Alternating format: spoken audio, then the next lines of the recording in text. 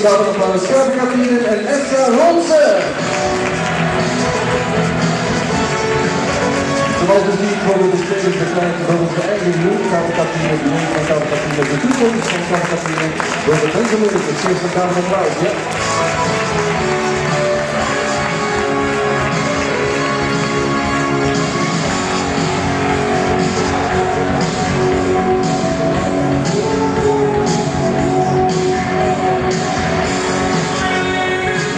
De wedstrijd werd vandaag geschoten door Israël, Fidalgo uit Kiev en in de sportieve baan.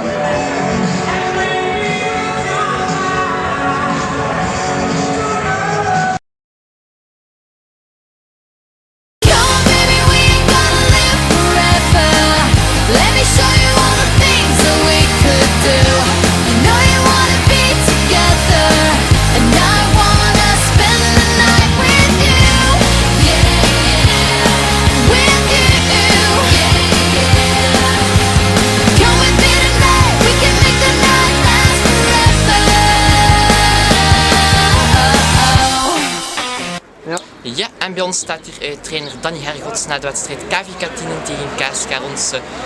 Danny, goedendag. 3-0, misschien een reactie op de wedstrijd?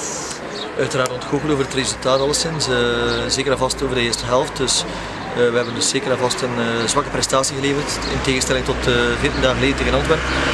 Maar goed, ja, we moeten werken nu van wedstrijd tot wedstrijd en bekijken dus hoe dat alles gaat evolueren naar de volgende weken toe. Zijn er bepaalde punten waar u aan gaat werken of zo? Ja, dus het is duidelijk, we gaan dus van week tot week waarschijnlijk moeten wij een ander elftal spelen. In die zin is dat er heel veel schorsingen zijn, dus naar volgende week toe is Philippe Buijsens en Sina geschorst. Dus we gaan terug moeten in feite dus de ploegopstelling terug herbekijken. En ja, we zullen proberen van een zo degelijk competitief elftal naar voren te brengen in feite, tegen ons staan alleszins. De mentaliteit in de groep, wat? Ja, je weet als je dus zoals vandaag 3-0 verliest, is dat natuurlijk terug mentaal een tikker. Maar mentaliteit, ik verwacht dus van spelers op dat niveau dus altijd de perfecte mentaliteit op het terrein. Maar helaas moeten we vandaag terug vaststellen dat dat bij verschillende spelers niet het geval was. Naar volgend seizoen toe, is er al een nieuwe trainer op het oog of blijft u trainen? Normaal gezien is het zo dus, dat ik terug mijn taak opneem als technisch coördinator en dat er een nieuwe trainer zal dus aangeduid worden. Zijn er al eventueel kandidaten? Dat zal u moeten vragen aan de manager en de voorzitter. Oké, ja. Vielen dank voor het interview. Graag gedaan. Dank u. Bonjour Norman Silla. Qu'est-ce que tu trouves du match? Aujourd'hui c'était difficile, on a un peu mal commencé, on a pris 2 buts rapidement.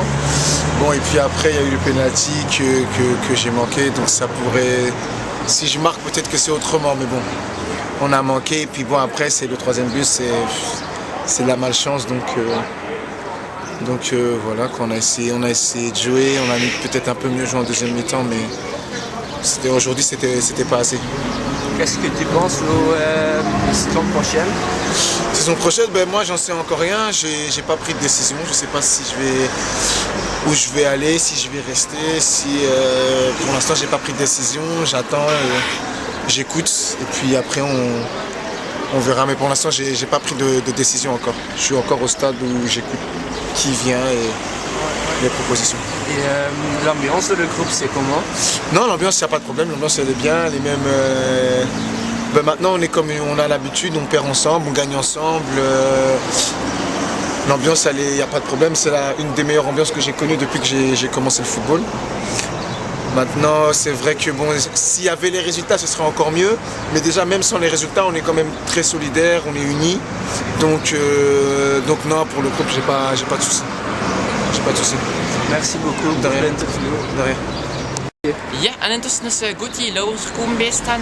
Gauthier, 3-0. Een reactie op de match misschien? Oh ja, het is weer al 3-0 verloren natuurlijk.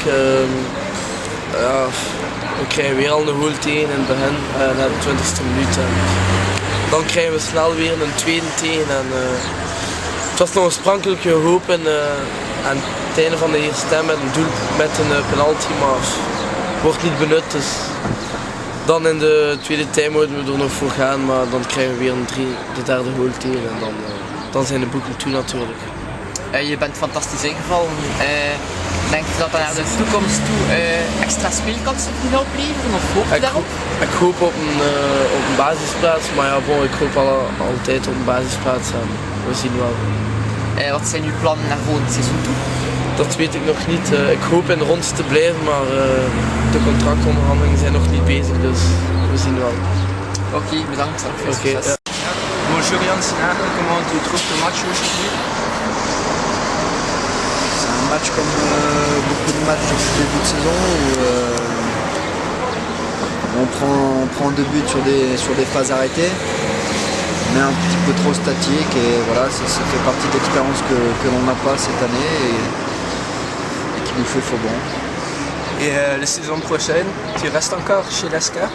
Bah, j'ai encore un an de contrat, maintenant il faut que je discute avec les dirigeants pour voir financièrement comment ça se passe, quelle équipe ils veulent faire, qu'est-ce qu'ils veulent jouer l'année prochaine, quels sont les objectifs, est-ce que c'est intéressant pour moi ou pas. Bon, moi j'arrive à 30 ans, il me faut un dernier challenge intéressant quoi. Si c'est pour faire quelque chose de bien et avec des moyens, oui je pars, autrement on verra quoi. Et tu aimes l'ambiance de le groupe ici à Ouais, bien sûr, moi, ça fait 2 ans que je suis là, je suis resté aussi pour ces raisons-là l'an dernier. C'est que c'est un club qui me plaît, maintenant il faut qu'on joue quelque chose, autrement c'est pas épanouissant quoi. Ok, merci beaucoup pour De rien.